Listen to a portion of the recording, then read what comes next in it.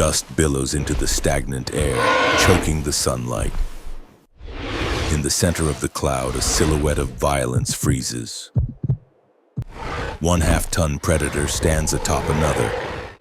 The king does not negotiate. The alpha Utahraptor, 600 kilograms of muscle and scarred hide. He presses his full weight down onto the chest of his subordinate. The younger male gasps, ribs creaking under the pressure. The alpha raises his left foot. The killing claw, 9 inches of recurved keratin, hovers. It quivers inches from the subordinate's exposed throat. One strike is execution. The pause is politics. The alpha stares down. His pupil is a pinprick of black rage. He waits for the submission. He waits for the blink. The younger male turns his head, exposing the side of his neck. I yield. The alpha snorts, a wet spray of mucus and dust. He steps off slowly, deliberately dragging his tail across the loser's face. In the pack, mercy is just a delayed sentence.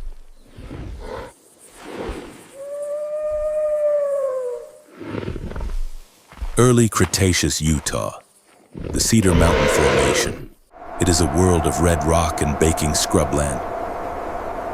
The heat here is a physical weight. It presses against the skin. Here, giants roam. Cedarosaurus herds drift like mountains in the distance. But the true power does not belong to the biggest. It belongs to the organized.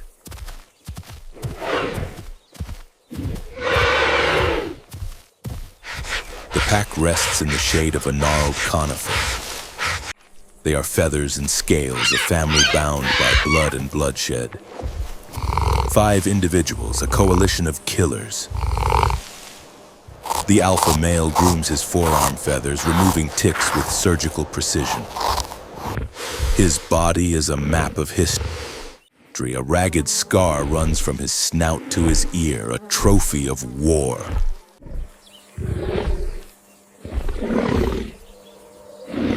Nearby, the alpha female watches the perimeter. She sees what he misses. She is larger than him, heavier, but she allows him to lead, for now. The subordinate male, the beta, nurses his bruised pride in the dirt. He is young, prime, explosive. He watches the alpha with an unblinking reptilian patience. 2 yearlings chase a lizard near the roots. A sharp bark from the alpha, silence follows instantly. The yearlings freeze. Play is forbidden when the heat is this high. Energy must be hoarded. Survival is an equation of calories spent versus calories gained.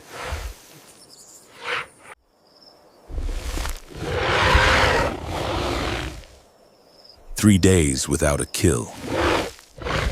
Hunger is a dull ache in the belly of the pack. It sharpens their senses, it tightens the social bonds. The alpha stands. He tastes the air. The scent of musk and wet pine arrives on the breeze. Herbivore. Large. Alone. The dinner bell rings. They move through the scrub like smoke. Silent. Synchronized. Ahead, in a clearing of ferns, stands a fortress. Gastonia, an ankylosaur. It is a living tank covered in spikes and bony plates. Its tail swings low, a bludgeon of solid bone. To hunt this is to court death. But the pack has no choice. The alpha signals with a dip of his head. The flankers fan out to the left. The beta takes the right, moving into the blind spot.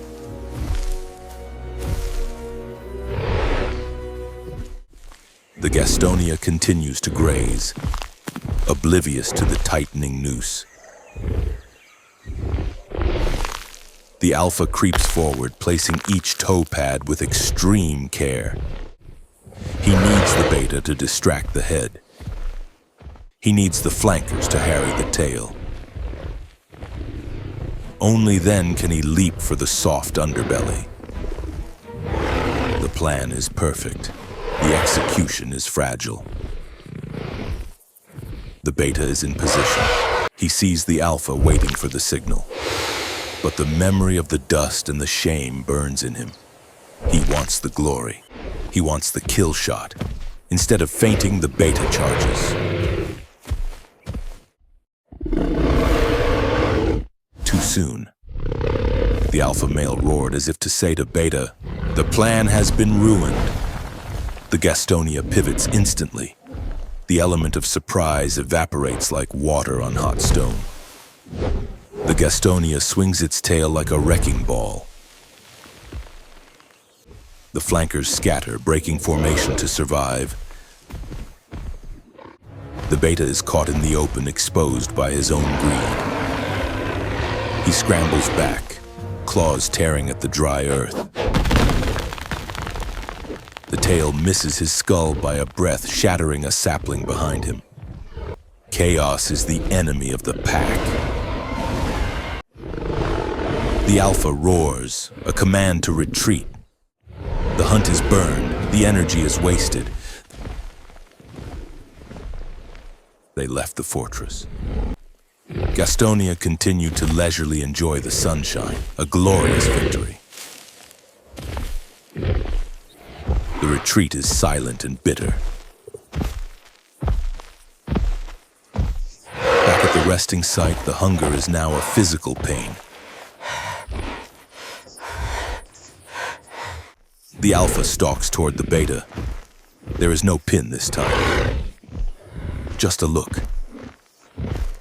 The alpha snaps at the beta's snout, drawing a line of bright blood.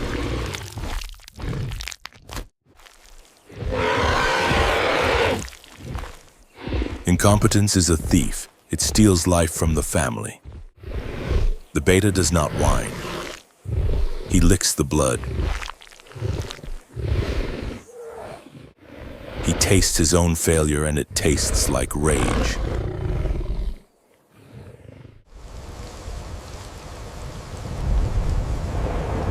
Night falls, bringing a tempest from the west. The temperature plummets, the wind howls through the canyons. The pack huddles for warmth, a tangle of limbs and feathers. But the beta stands apart. He watches the alpha sleeping near the center. The crown is heaviest when the eyes are closed. Lightning flashes, bleaching the world white for a second. In the dark that follows, the beta moves. No warning, no posturing. He launches himself at the sleeping king. The alpha wakes to teeth in his neck. They roll into the mud, a ball of fury.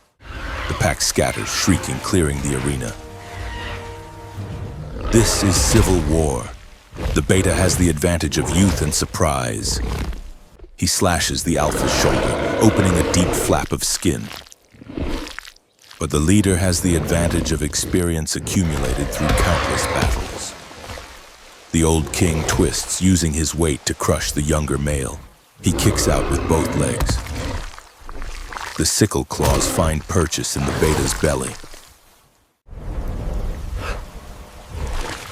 The alpha stands, heaving, rain mixing with the blood on his chest. The beta lies in the mud, twitching, dying.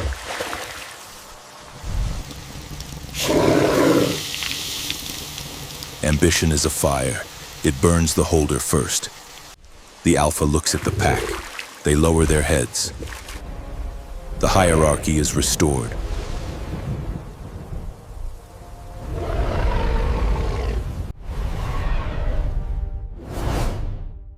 Millions of years pass in the blink of a geological eye. The mud turns to stone. The bones turn to rock. In the future, we find them together. The Utahraptor megablock, a mass grave, We find an adult, likely trapped in quicksand while hunting, and we find the others, who followed him in.